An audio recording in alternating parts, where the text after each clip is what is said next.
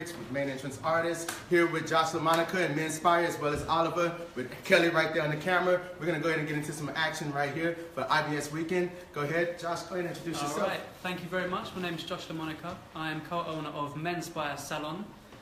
Thank you guys for tuning in live. I hope we get more viewers as we go along. So what I'm going to do is present to you what I've got with my model. Massive thank you to main entrance once again. So if you want to just come up closer, what I want to present to you is what we're working with. Now, what we find in the salons as of recent is we're seeing a lot of guys with their crown being cut really quite short. Also, I'll show you this side as well. This is also really short on this side. So what we're trying to do with this haircut is to really preserve the length and try to regain a balance throughout this haircut. Again, on this side, you'll see that we've got a lot of heaviness on the right-hand side. So what we're going to do is try to really soften that through and work with a haircut that eventually styles up into a quiff. Over to Ollie.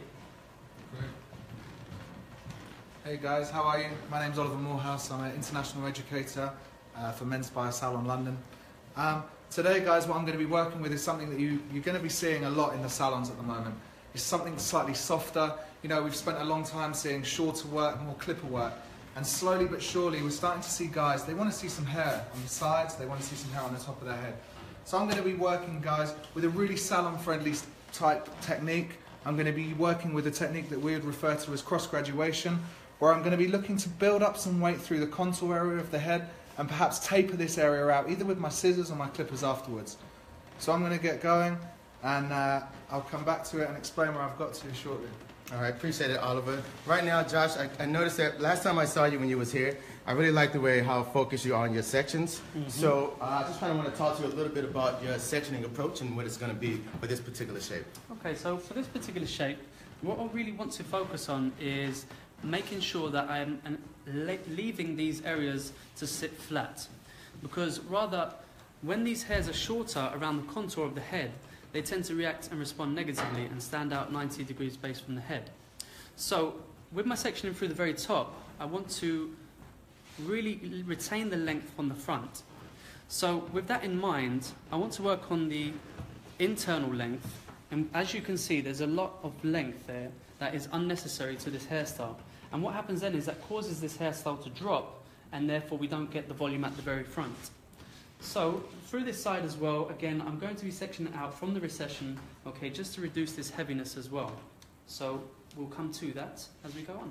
All right, so I'm going to go ahead and let you do that first cut that you go with. You're going to be utilizing like some point cutting. What type of cutting technique will you use for this? So I'm going to be working with my structure with my club cutting technique, okay, just to ensure that we get a solid foundation within the haircut. If we have a solid foundation into the haircut, then I know that the haircut's going to last, you know, this gentleman a substantial amount of time. What I'm also going to be doing around the front is, because I want it really soft, I might revert to working with the finger razor, just to really increase the texture through this haircut. All right, Josh, so really thank you for catching us up. What we're going to do is go on to Oliver, but he's already approaching his cut while Josh gets everything together over there. All right, Oliver, I see your sectioning pattern. I love that deep section that you have there. What would you call that particular sectioning pattern that you have? I mean, to be honest with you, it's a question that we get asked quite a lot through social media, etc. at Menspire.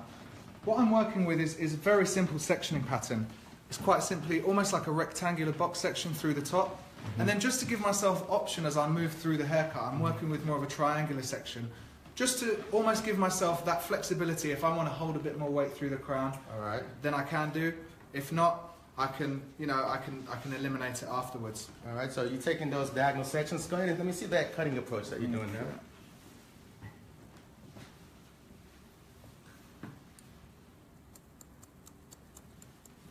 So you're club cutting that. I'm club cutting, yeah.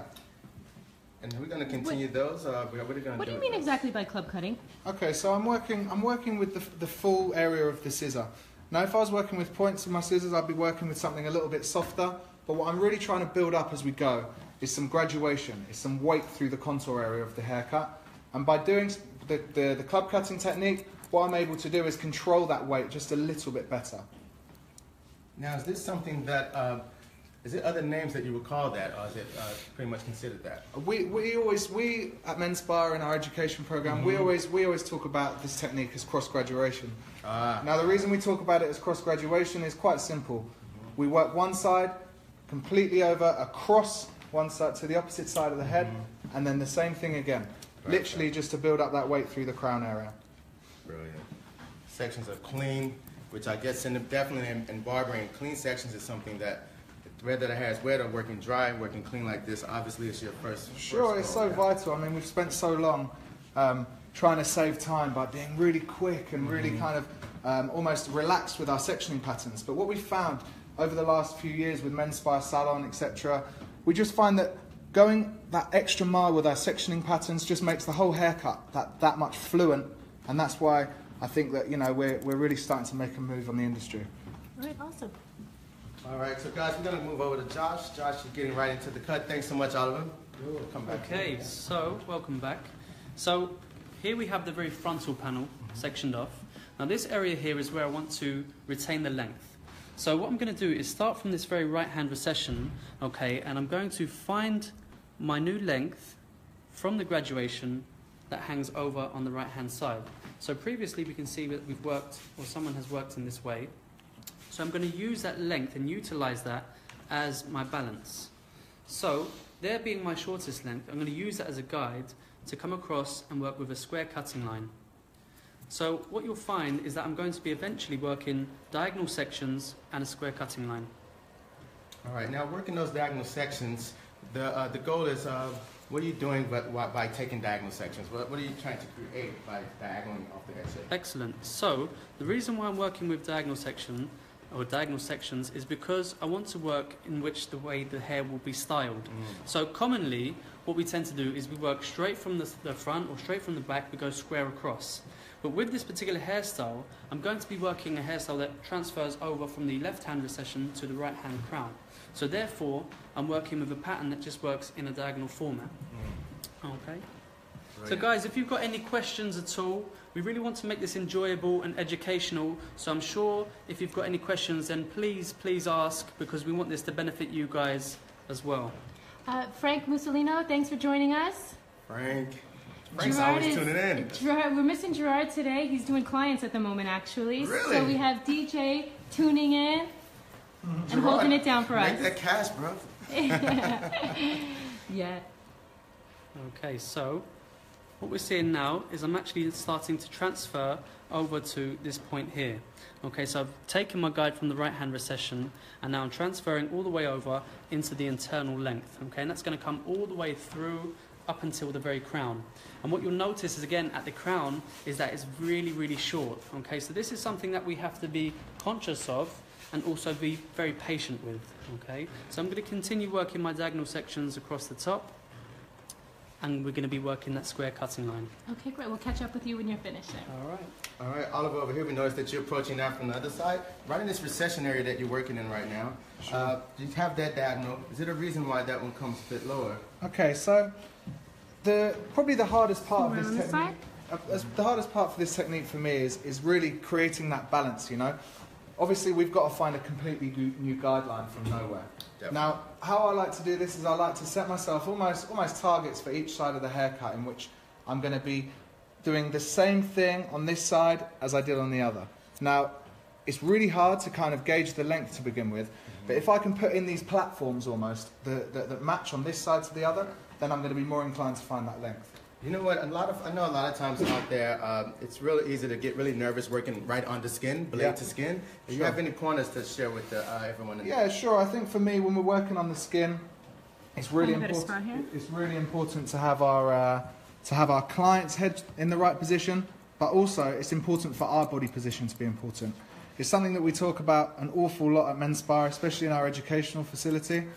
We spend a lot of time talking about our body posture. Now, for me, when I'm cutting on the skin, I obviously want the angle of my scissor to be exactly where I want it. I want it to be resting on the face, but I don't want there to be put too much pressure, because that's where you can get yourselves in all kinds of sticky situations. And what size shears are you working with for that? And today I'm working with the 5.5-inch shears. They're, you know, for me, a really good scissor to work with day to day, purely because they're kind of a happy medium between the shorter lengths and the longer lengths. But something that I am learning as I work more and more through this men's hairdressing industry is that the barbers are using really long scissors. Now for us, yeah, sure, and I think, like, you know, we like to work in such a precise way with our sectioning and our haircuts that if we were using scissors that were too big, it just wouldn't be feasible, and we'd be making our job a whole lot more tricky for ourselves.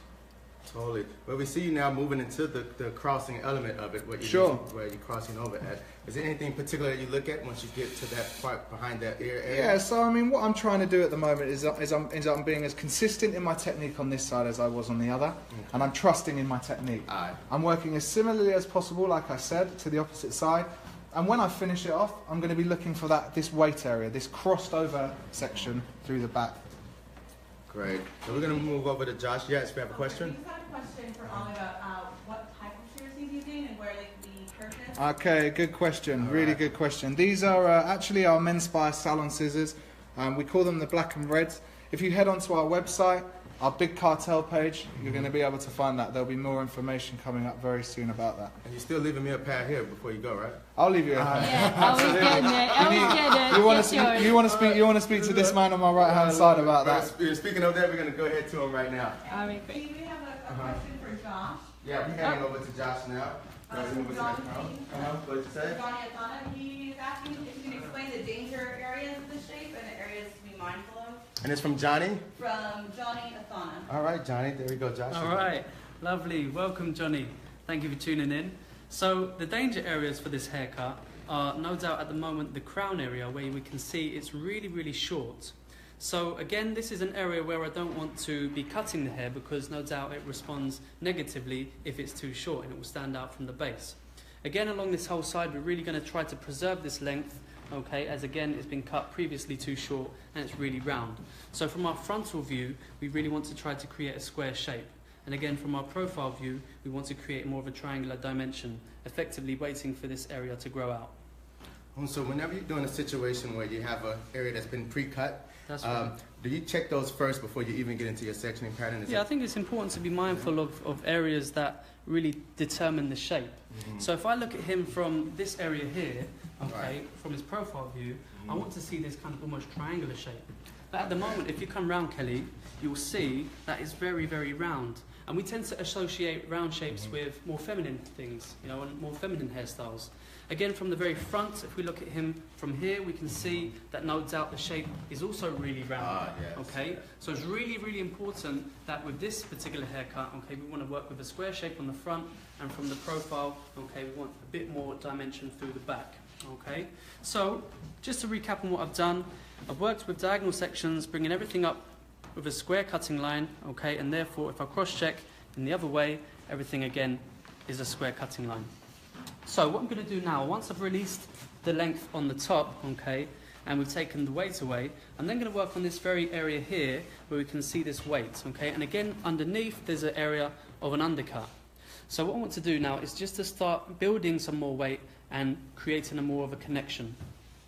So as you can see, from the hairline, I've taken a section that runs straight into the hair. And therefore, from that, I'm going to be taking diagonal sections across. Okay, I'm going to be taking it through the comb. And I'm going to be establishing my guide from the previous haircut. Okay, and we're going to start to now build the shape. I like that approach that you said, just taking that guideline from the previous and just kind of having that forward thinking in it to know to do that so that it works with the shape that you're basically putting on it. Sure, I mean, I think it's really important that we focus on shape for men's hair, because if we're not mindful, okay, then we could be creating, again, a shape that might be quite feminine. All right, so you know what, as you're moving on through that, can you let us know what are you looking at for that fall of it? Okay, so as we're working here with our cross graduation, similar to Ollie, okay, we're working with diagonal sections, and what you can see, I'm starting to build the shape. Okay, so when it's flat, okay, you can see a bit more strength on the curvature of the head, and as we push it back, okay, we've got this softness. Okay, so I'm going to work through with my diagonal sections, working through to the crown. That section? So I started this section right at the very hairline here. Okay, so there's the temple, and it runs straight in. That's right. So it runs straight into the hair. Okay, and I'm going to use that. Okay, for my guide, working with a diagonal section. Okay, and we're bringing that out, and everything then becomes graduated in. So there we go. There's our line. We're going to work all the way until there's no hair left to cut. So we're working with elevation being our main contributor. There's the cutting line.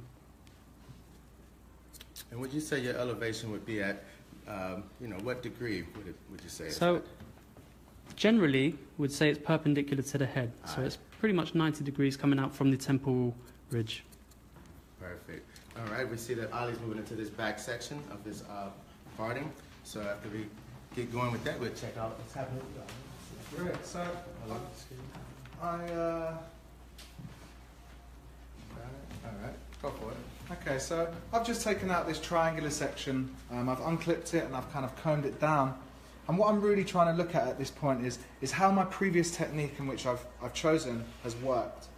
Now we can see that the weight's starting to build up through the crown area, but for me, I'm really happy with myself that I have given myself this option. Right. As you can see, my client's hair through the crown area, like a lot of guys, isn't the thickest of areas of the hair. So what I'm going to do now is I'm going to work to build this area up by simply working with the same shaped sectioning pattern as before, still almost following the principles of our cross-graduation technique.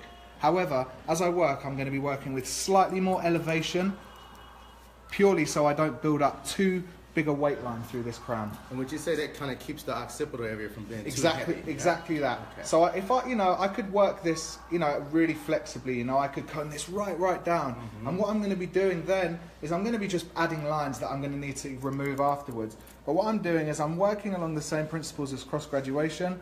I'm elevating slightly. I'm aware of my elevation by using my wedding finger just to push into the head. Right. And then I'm just quite simply making the cut. Nice. So it's a more productive way of working, actually. Absolutely, yeah. Yeah. I think quite often in men's hair, guys, it's so easy to make a mistake that we can't go back on. But if we can allow these sectioning patterns to give us the options in which we want throughout the haircut, then that's great. Perfect. All right. Do we have a question, Yeah, Dan? I have a question. Paul Mills was wondering, I guess, for both of the guys, if they see a difference between UK barbering and US barbering, and if so, what that is. Oh, absolutely. I can answer that for you. Yeah. All right. Let's move over, Josh, as you move into your next section, as Ollie is crossing that graduation quite nicely. Go ahead and tackle that. Who asked that question? Paul Mills. Paul Mills. All right, Paul. Go for it, Josh. Okay, Paul Mills, thank you for asking the question. So I got asked this question as well when I was in Miami last month. So I think Ollie would agree, that the main difference between US barbering and UK barbering is Photoshop. I'm just joking. I love it. I'm just joking. So I think it's the difference is the clipper work in the US, okay, is, it's of a fantastic standard. Whereas the UK, we're based more upon scissor work and textured haircuts. And I guess, really, that's the fundamental difference, okay? So I think the UK barbers have been really exploring their work with clippers, and I think now the US are starting to really explore their work with the scissors. Furthermore, so what I'm doing here is you can see my disconnection, okay, as I take the hair horizontally. So what's going to happen is this hair here, okay, is then going to overlap onto the hair as we dry it. Okay, so I'm working again with diagonal sections and a square cutting line, just reducing that length on... How did you know how much disconnection to take? So generally I work with about 1 inch, okay, over the top, but it depends on the hair type. We can see that this hair type is of a medium texture, okay, so rather there's a nice balance between the length of the internal shape and the length on the exterior shape.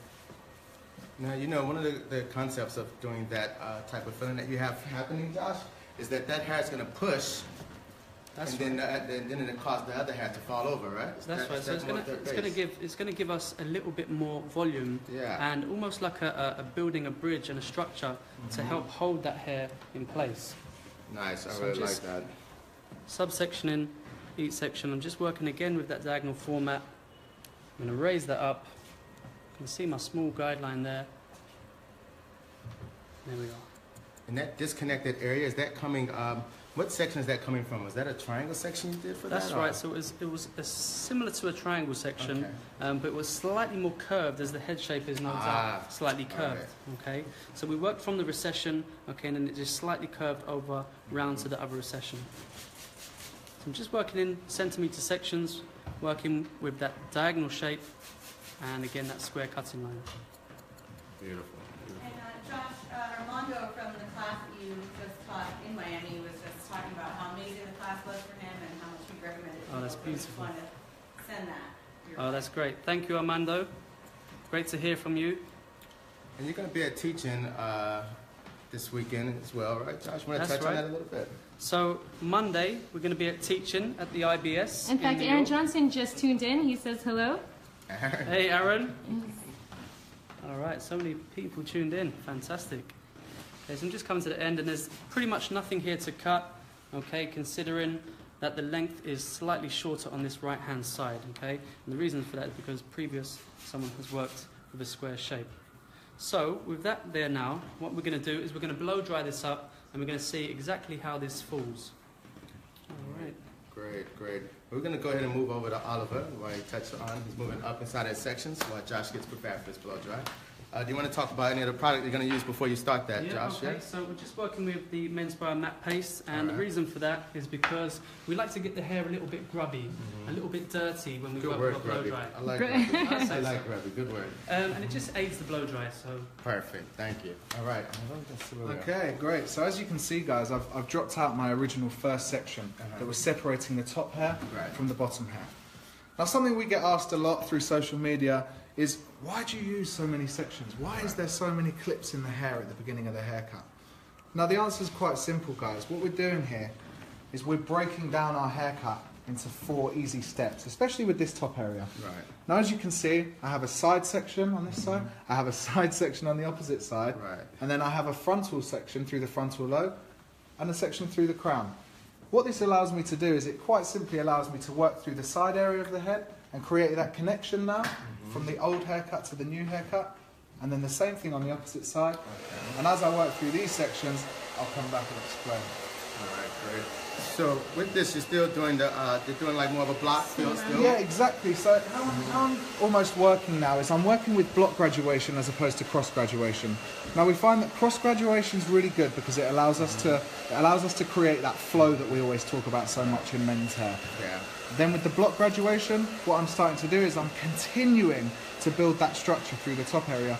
Now we like to see square shapes on guys, right? So that's all I'm doing. Through this contour, I'm working on a connection and building up that square shape. So the elevation of that block graduation that you're doing, you're going to work it until it just gets exactly. So the final section in which I'm taking now, I'm working with full elevation.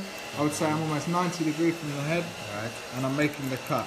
Perfect. And I assess it at this length, and then if I need to remove some of it after, I do that. But like I spoke about before, keeping my options open is so important for me. That's it, options. That's a good key. All right, great. Also, if they could see a little bit of the blow drying because they're not used to styling men's hair. Oh yeah. We'll move right on the way to that once we get. Where are you going to go from here, Oliver? I'm going to go over to the opposite side and do exactly the same thing. Okay, so still block graduation. Block graduation, and I want to build up this contour through this square shape. Perfect. All right, thank you so much. Okay, so with my blow dry, first of all, I'm just really getting the scalp nice and warm, okay, because once the scalp is nice and warm, it just transfers into the hair, okay, and then it just dries throughout, okay, so it actually effectively works efficiently with my drying time. So at the moment, what I'm doing is just moving the hair with the brush all the way over, so I'm just really smooth, making the cuticle nice and smooth. Once I know that the hair is relatively dry, what I'm going to be working with then is just pushing the hair into the position from the crown in which I'm going to style it. So it's actually going to work almost like this in a swirl. So as we come forth from the back, we're just trying to connect that crown in, okay, where previously it was standing out from the head.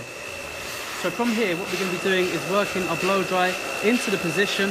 You can see I'm just following this very front panel on the half of the head until I get to the very front.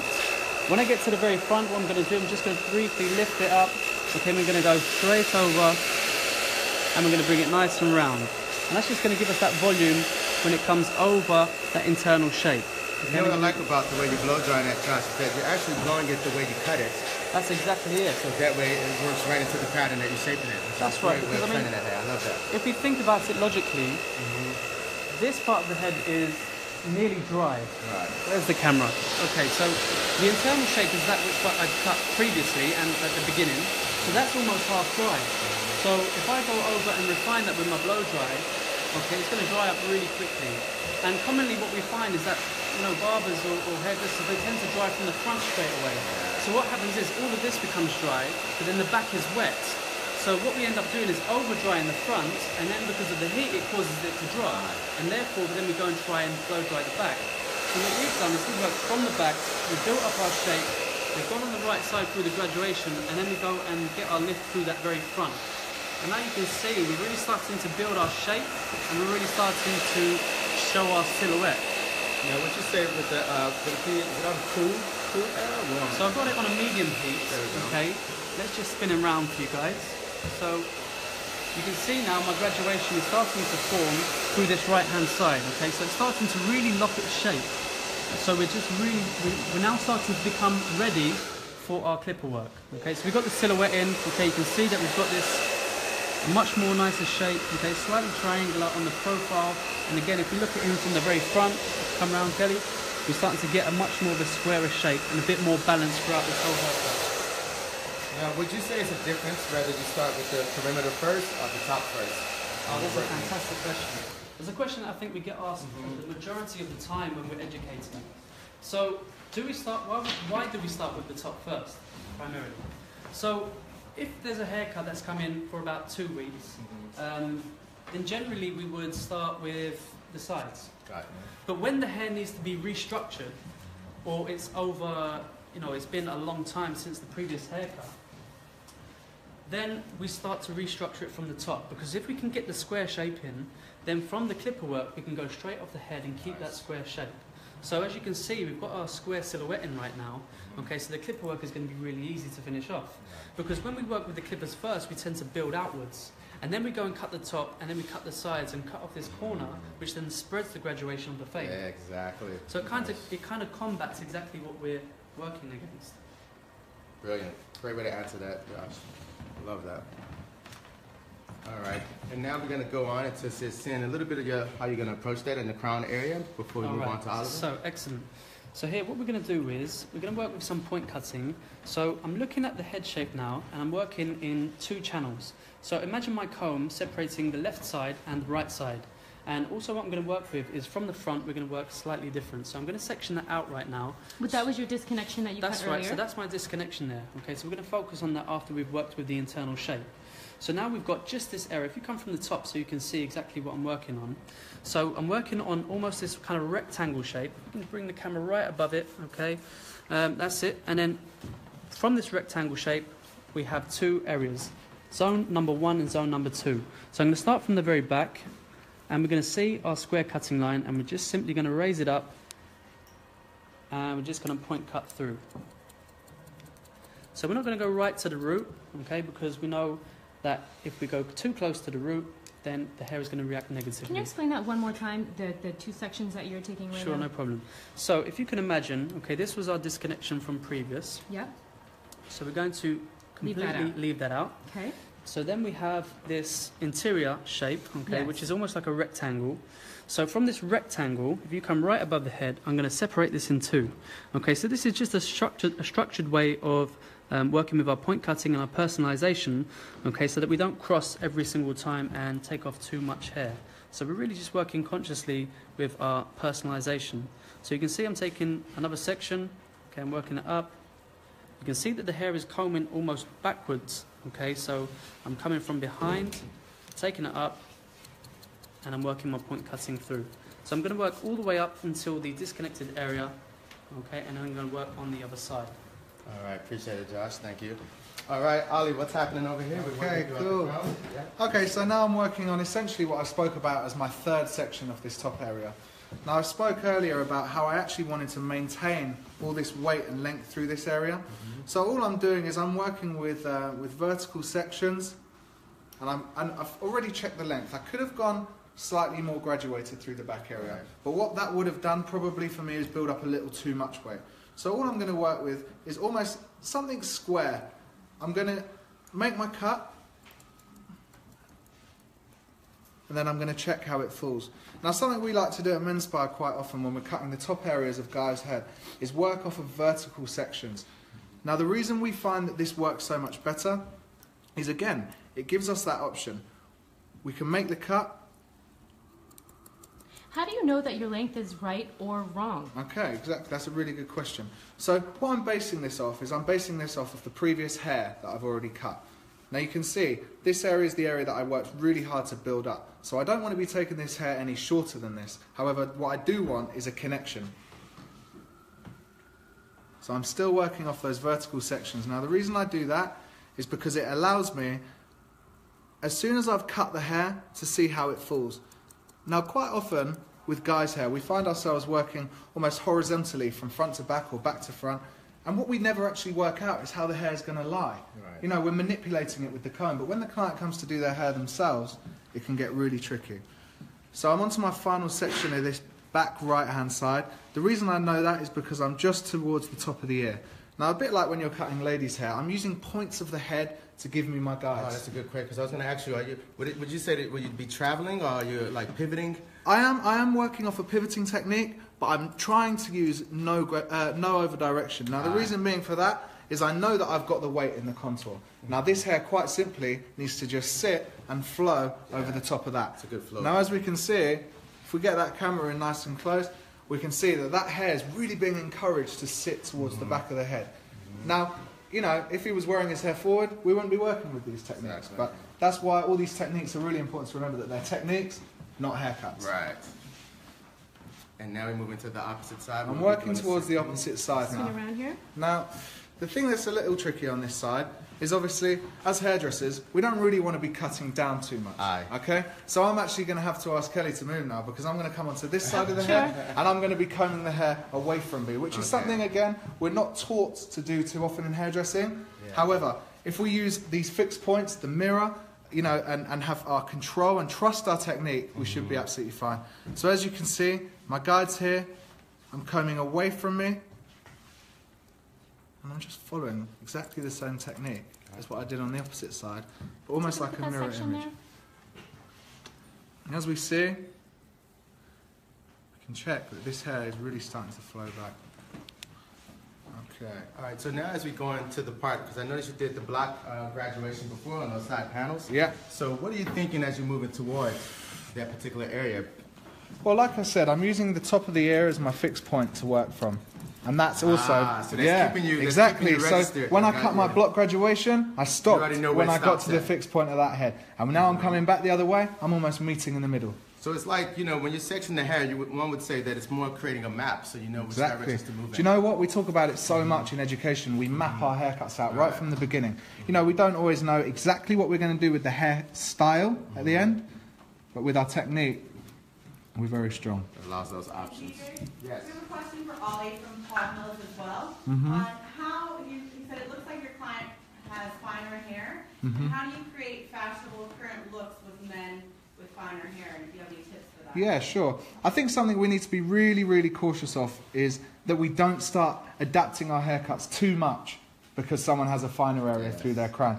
Now, like I've spoken about earlier in the VT, is I've worked at building this weight through the crown area. Now, to be honest, for me, as long as, you know, we've got this hair here to work with, that should be enough. He's going to have maximum weight in the area in which he's got the least hair.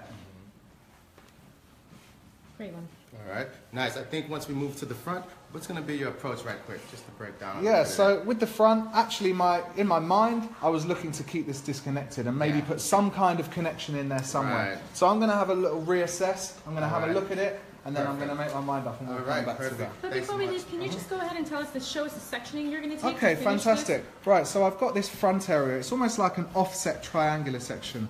Now, the reason I decided to offset this triangular section is, if I was to put this in too perfectly, what would end up happening is that the hair would be disconnected in almost too much of a perfect point, meaning that it will sit really obvious over the other hair.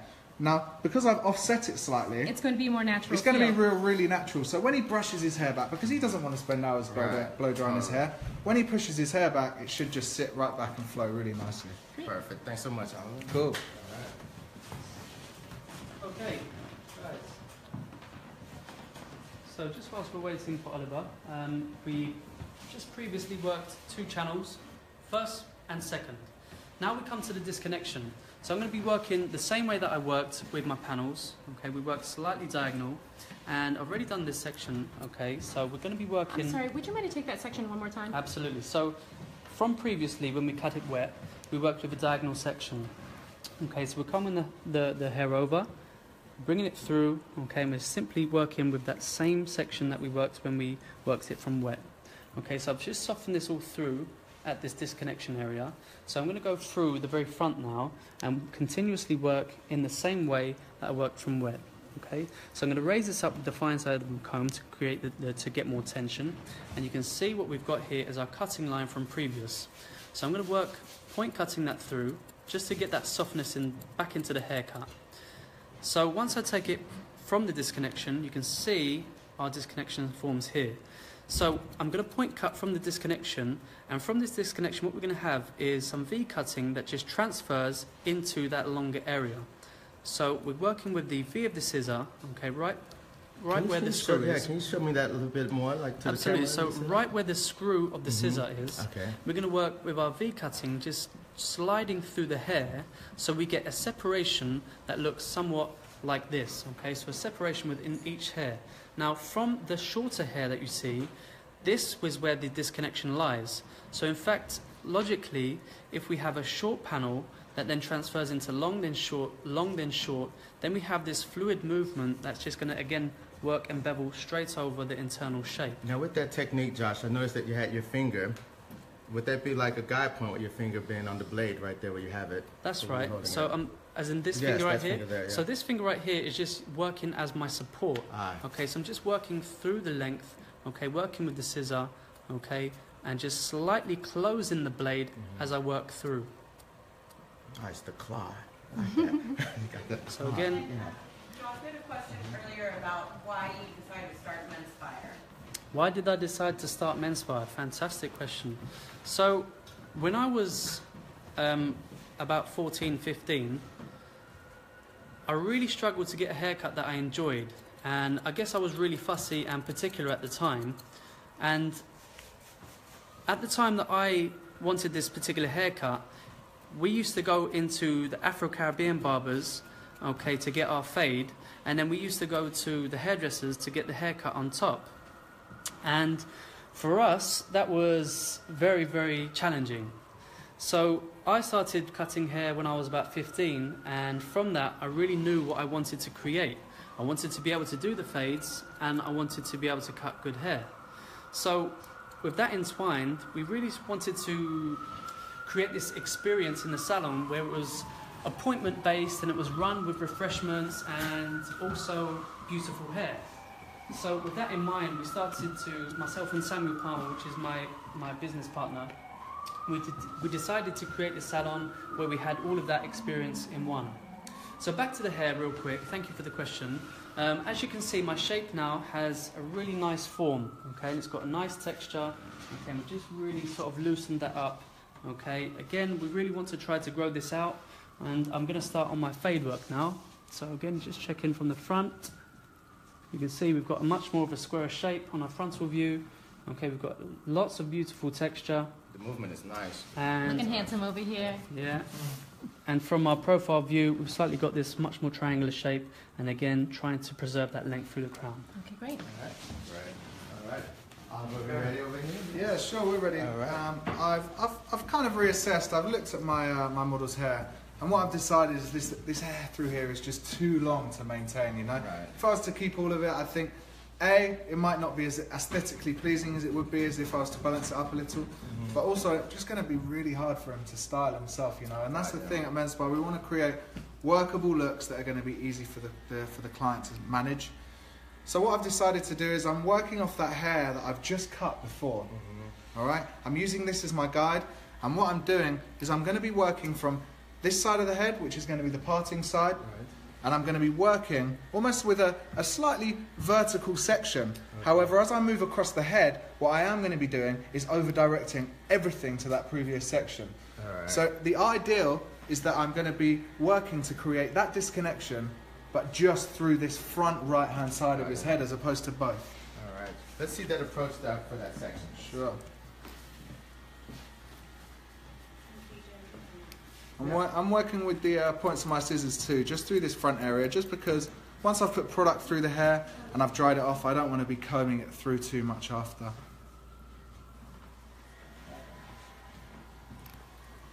You know, we had a question, Oliver, like with a receding hairline, how would you approach that, you know, depending on the recession area? Like Sure. would it be round, square? Sure, I guess you know, it's very similar to that previous question we had about the thinning crown area.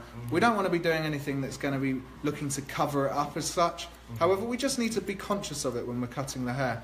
Now, in this instance, what I'm doing is I am working to looking to work the hair back. However, when I talk to my client about how he's going to style his hair and how I want to style it, something softer, something with perhaps a little bit more volume that, you know, might be a little bit more rugged. It might hang down a little, you know, something that he's not going to need to do too much to. Okay, so I'm coming on to probably my final section now. I'm still making sure that the sections are consistent and they're clean, and I'm over-directing everything back to that very first section. Now you can see where I'm taking my guide from, still working with the points of my scissors. I know I noticed about that with your point cutting, it was coming from an angle slightly, right? Sure. So is there a reason why, you know, depending whether you go right straight with the hair, the way it comes out, or Sure. twisted to the angle? I mean, when we're working with drier hair, you would see my scissors in a slightly more vertical way. However, what I am doing at the moment is angling this point cutting to encourage this hair to sit back on top of each other. Okay? Now, this is something that as hairdressers we must be so conscious of, you know. We're all very quick to stand there and point cut everything, but it's important that we're conscious whilst doing it. Right. Very nice. I'm starting to sort of look at almost like my finished product now a little. So I'm going to be applying some product and I'm going to be drying very, very shortly. All right, great. So we'll let you get to drying before you move on to the next phase. Sure. All right, thank you so much. All right, time's up. Back to me. All right. Thank you very much. Okay, Thank you very much. okay, so what you can see is I've started to establish my guideline with my clipper. So what I want to discuss with you is clipper lengths. And I think it's something that people get confused about when we're working with clipper guards and we're working with clippers in general. So first of all, I've worked with my closest clipper. So when I say closest clipper, what I mean is the shortest clipper that I own. So with that in mind... What do you mean by shortest clipper you own anyway? What is the shortest about it? The shortest, when we say the shortest, it means the clipper that takes the hair off as close to the skin as possible. So we actually call this a 0-0. So I'm working with an Andis Supra, okay, which allows me to get the hair as close to the skin as possible. So what we have is a 0-0. Now what we've created is a curved guideline from the temple through to the mastoid process bone. And what we tend to do is we turn the gentleman into the mirror. So if you look into the mirror now, you can see exactly the same symmetrical guideline on the other side. So once we've created that using our environment, we then can come round and we can see effectively where our balance lies. So we can see now we've got this point and this point. So if I wanted to create more of a V shape in the back, then I can. If I wanted to create more of a round shape, then I can. So what I'm going to do now is I'm going to work through this shape, and I'm going to complete our simple guideline. So working from the left all the way through to the right, you can see how simple it is to get our guideline in, and then what we can do is just gut out the rest, okay, that of which we don't need. How did you do that? How did you know how to take that across at that exact swipe? Okay, so how I know how to work with that shape is simply by standing back, okay, standing back from the haircut. Watch me. That's it, from my side. So we can see that we've created this beautiful shape, okay? Rather, what we could end up doing is going too high. If we end up going too high, then we're going to start to follow the head shape. And we're just going to continue from what the previous haircut has done. So, now what we're working with is this clipper here. We tend to work with the length called a 0-0. So it doesn't matter if you have a wool detailer, a trimmer, okay, whatever tool you have which is your shortest length is on your 0-0. Josh, I got a question for you. Please, so ask when me you, you know, when you took that, by having it low right here, but you said it gives you more room to blend. Exactly. By leaving yourself That's a little right. bit more scalability. So yeah? if we again look at the profile view, so if you come over my shoulder, Kelly, so from the profile view, what we can see is we go just below the occipital bone. Now we're going to start to blend off the occipital bone, okay, and that's going to start to preserve the length around the crown. Where you need to... Being conscious of, again, of the crown is where we want to retain the length, because previously it was taken too short. So what I'm going to be doing now is I'm going to be working with a number 2 length, okay, on my standard clipper. And what I'm going to do is I'm going to take that 2 fingers above the guideline, okay. So I'm working with my fingers and understanding the amount of length and height that I want to remove from this side now. So my number 2 guard is going to go straight over the guideline, and we're going to work simply just on one side first. And what that does is it allows me to focus solely on one side. So once we have one side completely blended, then we can work onto the other side. And the reason why we don't go all the way round, okay, is because we want to maintain our balance through the haircut. Because many a time, what people do is they take the 0-0 and they go round, they work all the way around the head, okay, and then they come and check their balance, and then they come round this side, and they end up spending about 10 minutes just on the guideline. Yeah, I can see and that. again, we know that it's only going to blend out anyway, so we really try to work with efficiency in the salon, especially given the fact that we work with 30-minute appointments. And not only that, I don't think gentlemen Maximizing nowadays... your day, huh? That's it, and I think nowadays gentlemen don't want to be in the salon for 45 minutes to an hour, you know, especially when they're getting a haircut that they most likely do every 2 weeks. Okay. Is that like when you're doing that, are you still moving away from the head, or are you more tuning into the head? So I'm working completely off the curvature of the head. Right. Okay, if I follow the curvature, I'm going to end up going too round. Okay, rather if I go off the head, okay, I'm completely working square from his frontal view. So what we have here again is a nice clean base and a square silhouette. So just stay with me for a second. I'm now going to work on my outline, which is around the perimeter of the head. So this exterior shape here, I'm going to work with a mini clipper if you like, okay, and I'm simply going to work with a round shape, just creating that definition right at the temple. Is there a reason that you use the corners of the blade first? So with the corners of the blade, it allows me to create this roundness, okay, and that's what we want. We really want to try to establish a nice curve on the outline.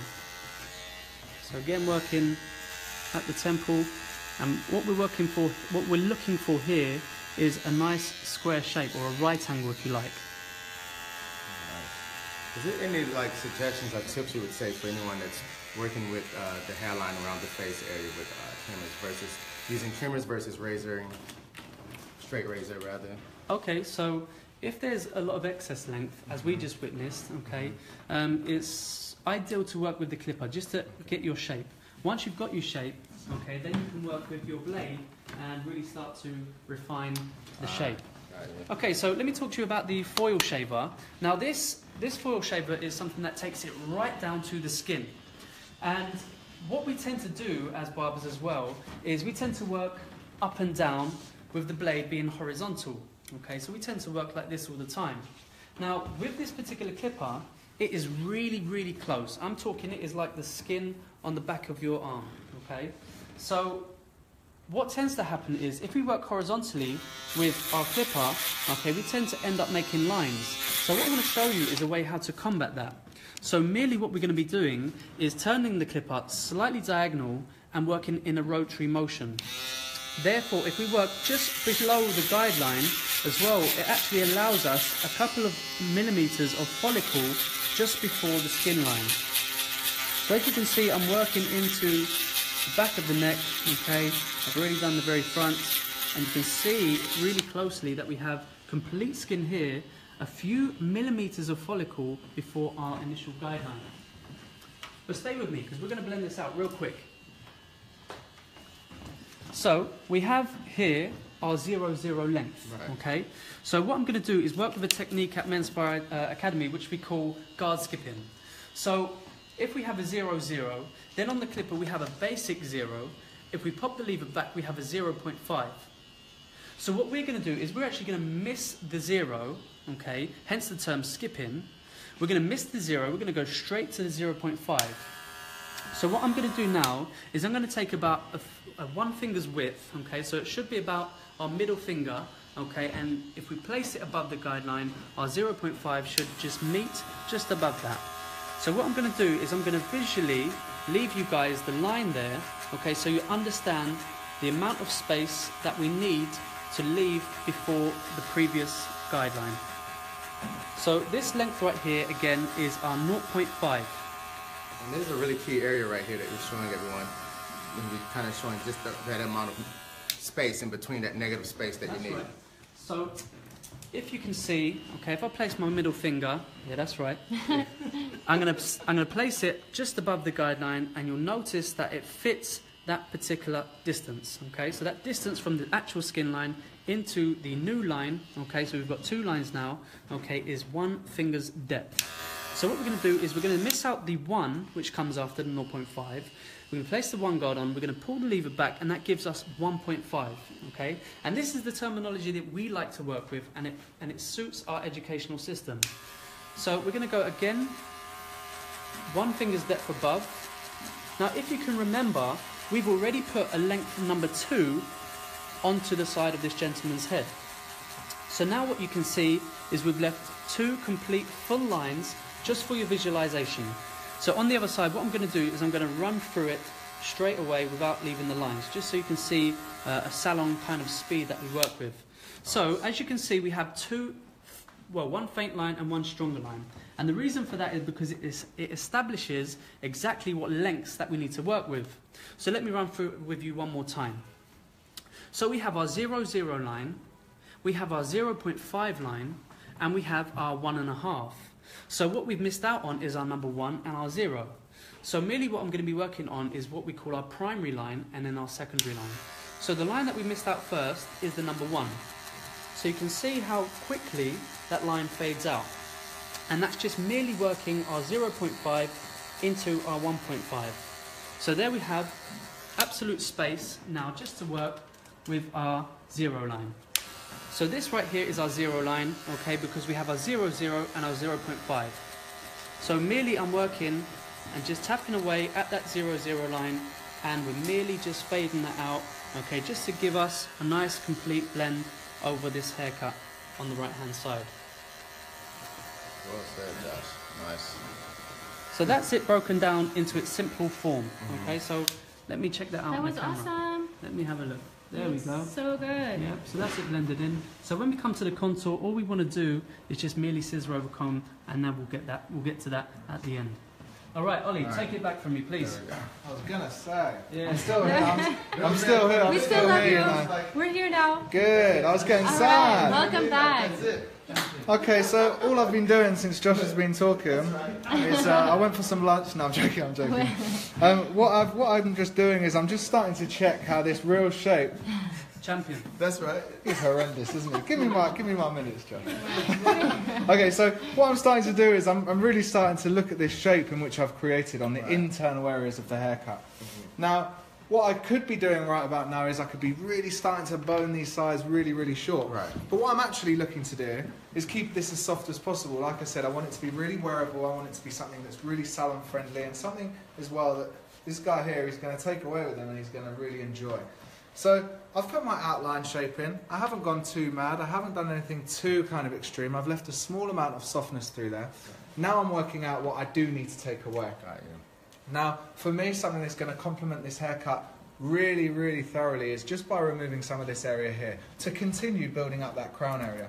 Now you can see, I can see it on the camera there, this hair is all really, really flowing back now. The top and this area looks great, but this underneath kind of looks a little unkept. So I'm going to work to taper this out, not massively, but I'm going to remove it away with my clippers, and there's some scissors. What will you start with Let's first see it. when you're Okay. clippers? What will you start with? Okay, I'm actually going to start with a grade 2. Now the reason I've chose to start with a grade 2 is quite simple. It's one of my longest lengths that I would use with the clippers, and what I want to start doing is building up that weight and removing this underneath bulk. So I'm just pushing into that previously cut hair, and what I'm always bearing in mind is that when I need to, that I've got my scissors and I've got my comb to do the real hard work. But you say that you scissor over comb a lot after using clipper work, so it just depends. Yeah, I think, you know, we really don't want to become too reliant. We hear it all the time. We don't want to become too reliant with our clippers. You know, if we can do the same job with our scissors, then we're going to be a lot stronger in our technique. So there's my first line in. I've gone in with a grade 2. Okay. I'm now quite simply going to work with a grade 3. Now I'm just going to push this out a little bit more because, as you can see, this area, his occipital bone sits quite low, and I really want to be blending into that point. So if I was to leave it here, it would probably look great, but it wouldn't be as wow and as exciting as perhaps it could be with So that. you can actually make it a focal point. Sure, by changing up a bit. I want this taper to be really, really great. I want it to look really suit him, and I want him to really enjoy it as well. And is there any particular head shape position that you would say that matters? I like to, I mean, everyone's different. I think this is something that is really personal. I like to keep my client's head in a position that isn't too far down and isn't too far up. Right. You know, as hairdressers, we spend a lot of time cutting hair with the client's head right down like this. Right. And the hair looks great, and then they lift the head up, and you're like, oh, I need to go back through that now. So what I like to do again is work with a position that they're comfortable in, and also a comfortable that's, you know, realistic to life, you know? And I notice you kind of, when you get to the round of the head, are you shifting your blades to use more of the corner? Yeah, literally. I'm just working to flick this line out, and yeah, as I come towards the sides, I'm using the side of the clipper, just so that we're getting right in there. You can see his hair grows a little bit more difficult through this area, so I'm just angling my clipper into that hair. Nice, nice. I like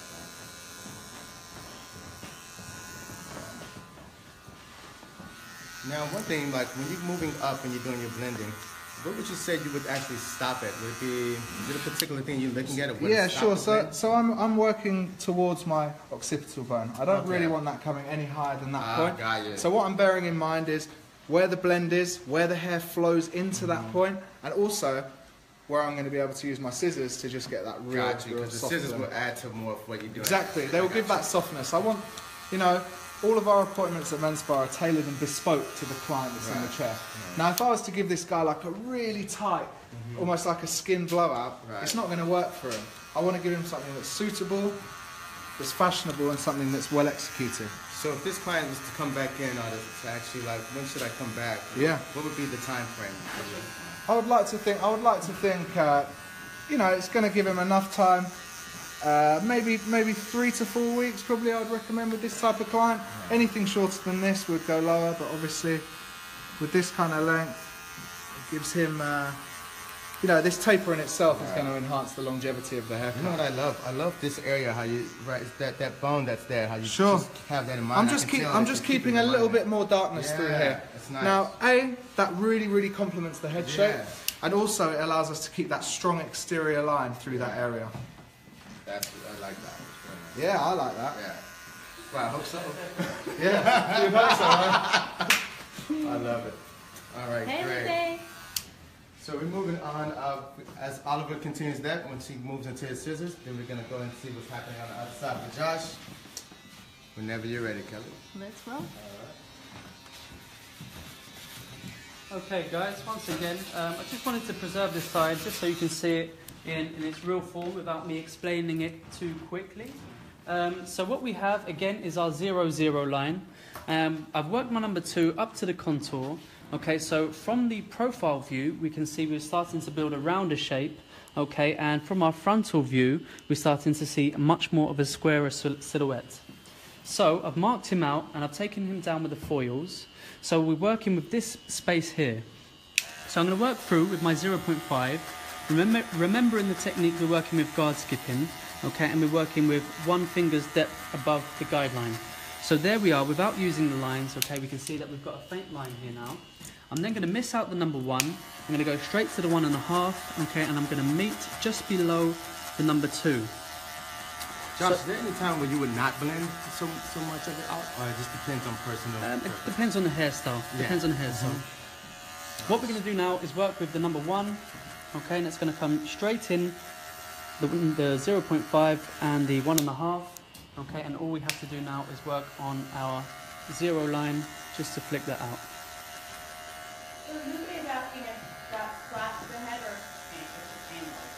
So this right here is slightly angled. So if we look from behind, if you can come from behind, Kelly, you'll notice that we have the blade, okay, slightly works off the head shape, okay. Rather, if we're going flat, then we're just going to simply create lines. So as I work off the head shape, okay, I'm merely just graduating the hair naturally, okay. So we're just building off the head shape. All right. Now you saved the occipital area for last. Is there a reason for that, Josh, when you're working it? Just For balance purposes. So I'm working at the very back of the head, okay, just for our balance. Okay. And the reason for that is because, first of all, we want to work with symmetry. So we're working on one side and then the other, and then we work straight through the back. Again, I can work creatively if I wanted to through the back, if I wanted to create any form of graphic shape, or we could simply work straight and blend it right out. But my main objective now is, from our profile view, I want to start to create this triangular shape, okay? Gotcha. So, follow me. So here we work with our number 2 once again, and I'm going to follow that shape from the mastoid process bone just above. So I'm going to follow that through with my number 2, and I'm going to merely meet that round through to the other side. So again, similar to what we've done with our 0, 0 guideline. And again, from our profile view, okay, we just want to be working off the head shape. So we're actually starting to really create a much more stronger dimension with our head shape. Starting to bring his crown back to life and making it look a little bit more nicer aesthetically. Okay, so I'm going to take you through now a different type of fading technique. So what we saw earlier on both sides was guard skipping. So now when we work through the back, I'm going to be taking you through a technique called descending graduation. So merely we're working with lengths that come down in guards, okay? So the reason why we're changing the technique is because descending graduation allows us more control. So I'm going to be working first of all with the number 2, as we've just seen, and we've taken that just around the crown, okay, just trying to keep as much of that length as possible. And again, we're about just over 2 fingers depth above from the guideline.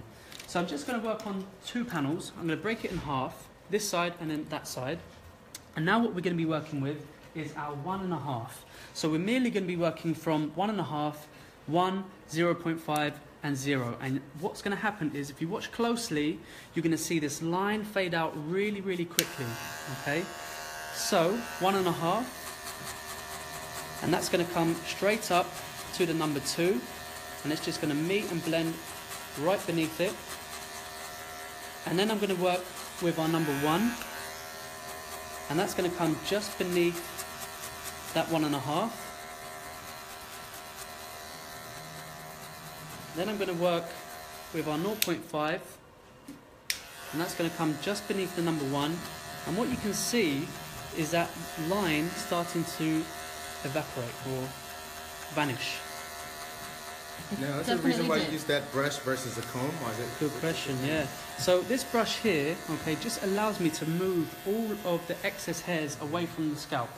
So with that in mind, it allows me to have a clear vision of where exactly my lines are.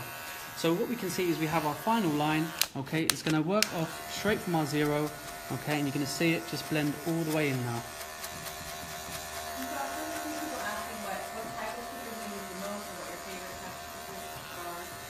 Okay, cool. So my favourite clippers to use, no doubt, are my tool collection that sits right beside me. We have the Supra, we have the Magic Clipper, and we have the Andis Slimline Pro. These tools all have a specific purpose, and the reason for the Supra is because it takes off the majority of bulk straight away, and that's like my power tool, my guideline tool. We have the Magic Clipper, which is basically for my fade work, okay, and then we have the Slimline Pro, which is no doubt for all of my exterior outlining shape. Nice, nice. It's looking really good, Josh. We're going to move over to Oliver as he's moving into this blending part with his scissors. All right. Yeah, we're going to catch us up, Oliver. What's that, bro? Yeah. Yeah. Nice. Okay, so I'm just working with the scissor over comb. What I'm doing is I'm not looking to create, any kind of removal of length at this point. What I'm really trying to do is just work with these darker edges, and I'm just really trying to create that soft, like that really beautiful taper. And through the exterior area, I'm trying not to work with the clippers at all, really. I'm almost working down using my scissor over comb, using the different lengths that I've got on my combs. And as I come towards the bottom, I'm really trying to get this out as soft as possible, almost with as little length there as possible, just by using scissors. Now, the reason I've chose to use scissors is purely just to give that really kind of hairdressered, soft, all that kind You know, of it's feel great to that you it. said it, because a lot of times you do get some guys that kind of love that natural feeling. Sure. A bit. So does this really help create that? Yeah, definitely. And do you know what? I don't object to using scissors. I don't to clippers. I don't object to using thinning scissors. Right. I like to use the tool that I find it's like is which going to one get is this necessary. technique in perfect. You know. So I'm working still with my 5.5-inch scissor. I'm working now with the finer end of my comb, and then even after this, I'll probably start working down with my thinning scissors, just around this external point, just to really kind of blow out that edge. So it's like refining to the max. Definitely, Yeah. definitely, it's fluent, it's consistent, Yeah. and it's going to create a real beautiful silhouette. Very nice. Now, with this part of it, right, would you say that the comb, when you're putting, how much pressure are you actually putting on the So skin? at first, I'm trying to keep it as even and as natural as possible. You know, Okay. I'm working up the head in a consistent, fluent way. However, when I do get to this lower area, I will be applying a little bit more Okay. pressure. But yeah, through these areas that I'm working on now, I'm working with almost like an even pressure. There's not, you know, there's no real strength coming from my hand.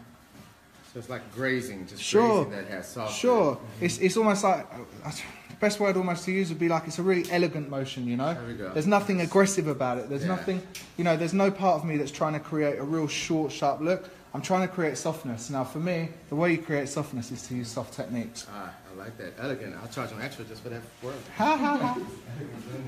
All right, we're gonna go on over here to Josh now. He's really getting that design in the occipital. Tell me whenever you're ready.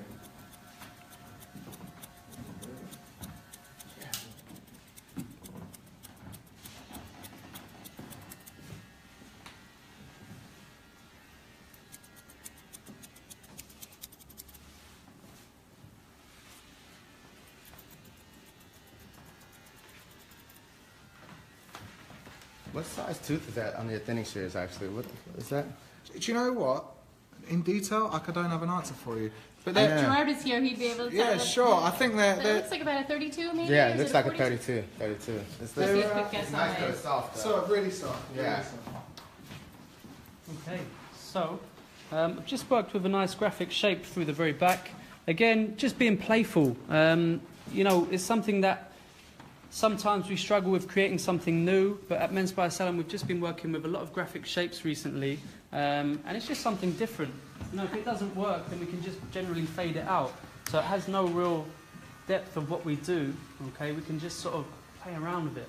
When putting in a graphic shape, how do you know where to place it? What are you looking for? Is it in a You know what, specific spot? It depends. It's really something that I feel is quite spiritual. I don't find that, you know, there is a particular place to put it in. It's more Right. so, you know, when you feel like it's best.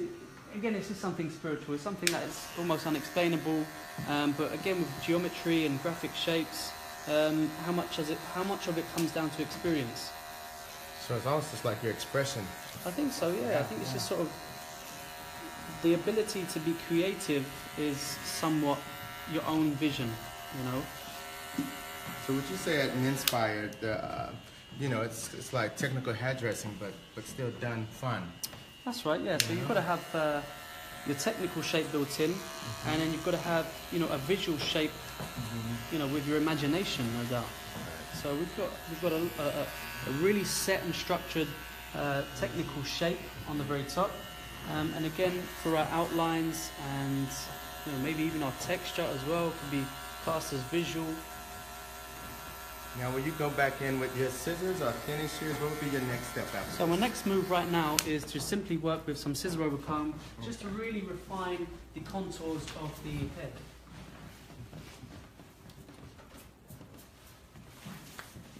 So Josh, Vishal had a question about what you feel like the difference is between the magic wall and the Andis.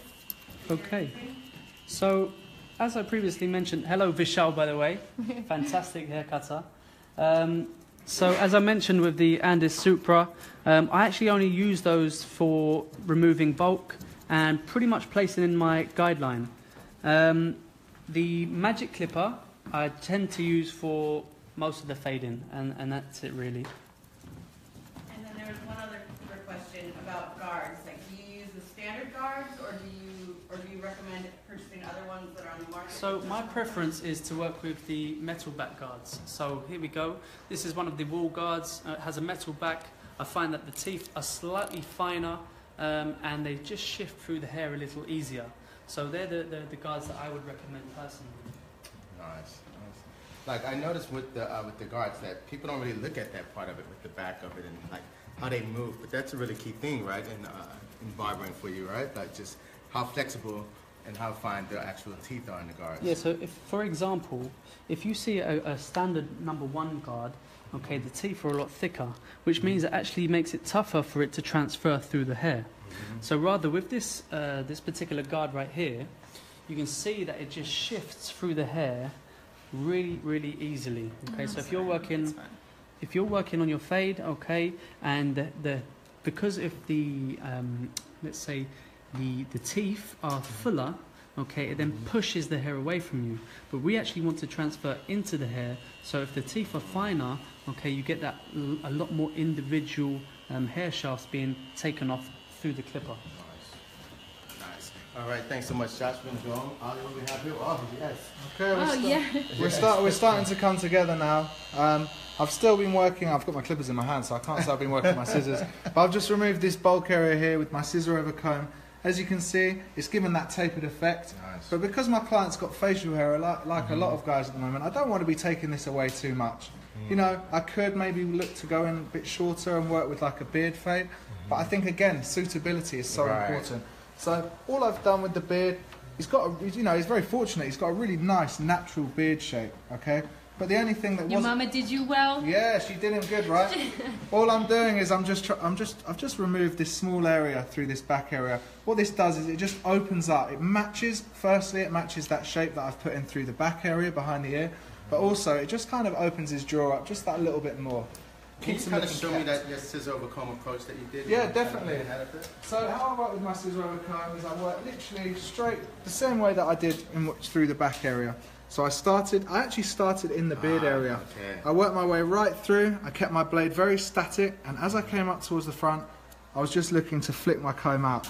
So I'm still not removing masses of length, masses of weight, but I'm keeping it, short enough that it can either just sit on the ear or just kind of flow backwards with the rest of the hair. Just recapping back when you talked about the top of the ear, it's almost like you still have that in your mind as you're going Still down. got it in the top of my mind. I've worked so hard to build up weight through this contour area. I don't want to just take it off. No way. We do it a lot, but I'm being conscious. Just almost working with the points of my scissors through this area, just so I don't create any darker, kind of more liney areas. I spoke about this free-flowing hair enough already, but that's what I want it to create. I will be going just after the points. If they don't do the job, then I'll work a little bit more with the thinning shears, just through this area, just to get that real soft blend. Okay, any finishing? Are you about finished here, or? We're getting there. I think got to do the same. Got to do the same on the opposite side. Let's see it. And tidy this beard area up. Let's Let's see do it. Let's do it. Okay. Oh, let me just get a better spot here. See, this shape's really coming together through there. So all I'm doing is I'm making, again, sure that my client's head position is correct. I'm going to naturally shape behind the back of the beard.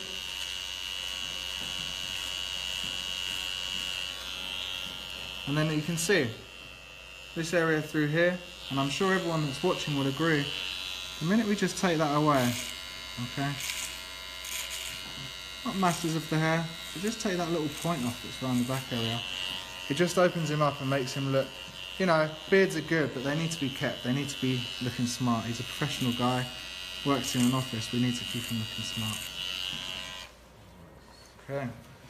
Now my exterior shape is in. I'm going to just go back in, scissor over comb. I'm going to start on the beard area. Wide teeth of the comb. Static blade, and I'm just going to erase the hair that I want to erase slowly. And you know what? I noticed that shift. Are you like pivoting off the skin? You would say literally. I'm using the front of the ear as my guide, right? And I'm just going through the hair, and I just want to remove everything that I think is going to annoy him. As a guy, I know the areas, and with my experience, I know that these areas and these areas are the areas that probably grow out the quickest. So that's the area that I'm looking to take the shortest.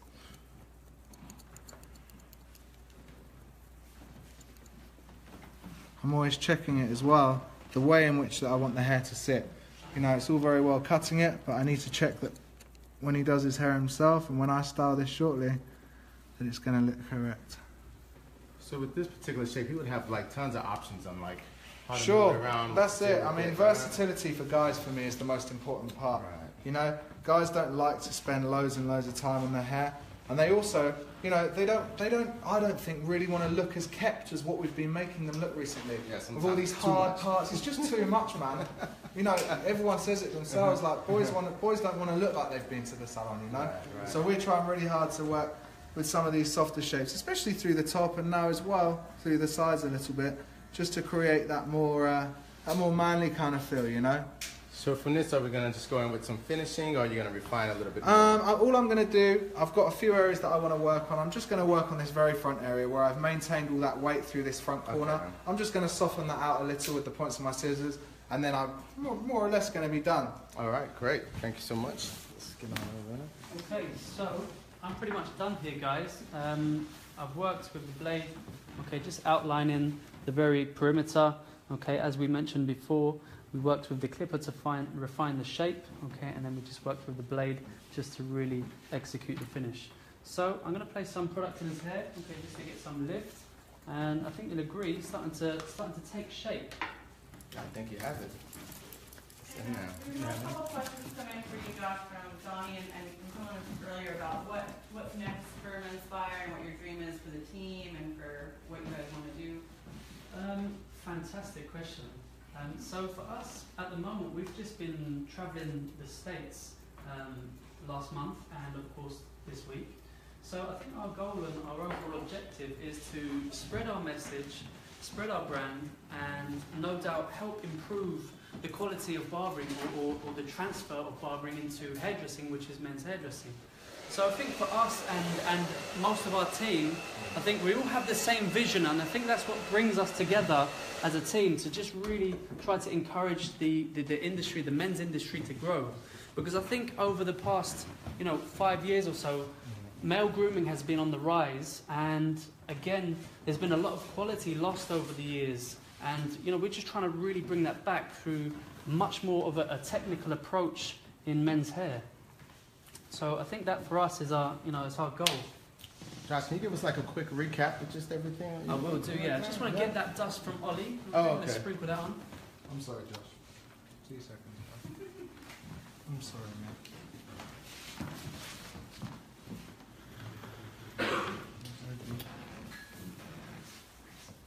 All right.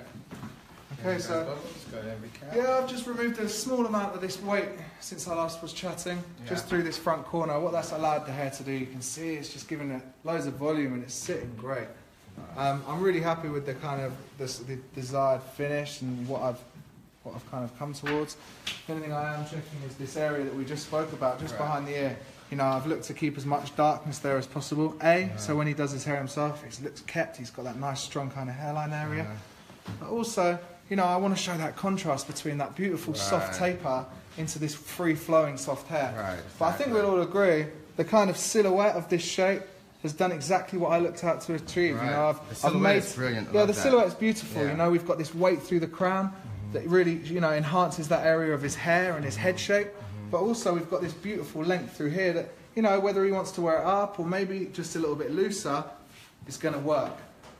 So overall, I'm pretty set. All right, thanks so much, Albert. Appreciate it. All right.